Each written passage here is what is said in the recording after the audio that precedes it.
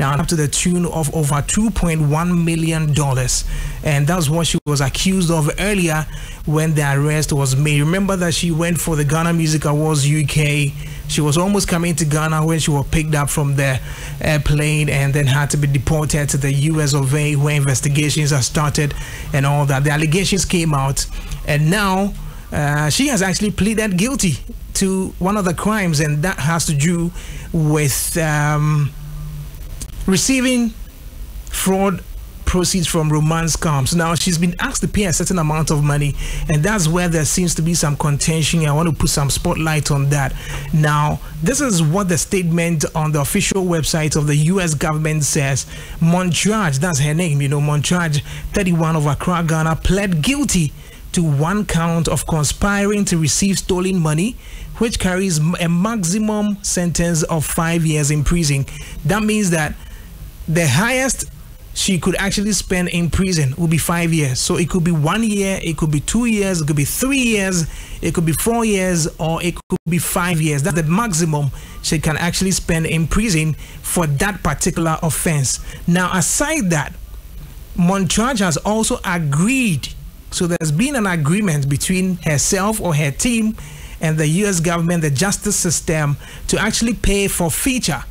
That means she's going to pay that amount of money in the amount of $2 million. That's $2.1 million. There are a number of cents on there as well, but it's $2.1 million. And make restitution in the same amount. So she's going to pay that forfeiture of $2.1 million and is going to make a restitution of $2.1 million as well. So the same amount. So she's not just going to pay $2.1 million. She's going to pay twice of that. One is for forfeiture and the other, which is restitution. Now, when you talk restitution, basically what you are saying is that if you take somebody's money and you don't give it back to the person, and at the end of the day you go to court and everything is actually done, you have to put the person in the same position as he was before you took that money. So if you stole $2.1 million from me years ago, and now you have to pay that money, as you're supposed to put me back in my previous situation, it means you're supposed to give me that $2.1 million again. So this is the situation. Hajia is not paying just $2.1 million in forfeiture, but she's going to pay another $2.1 million to restore those people back to their previous position. So all the old men, that is if they are still alive, all the old men and all those people that monies were taken from, they were actually scammed into paying close to or over $2.1 million.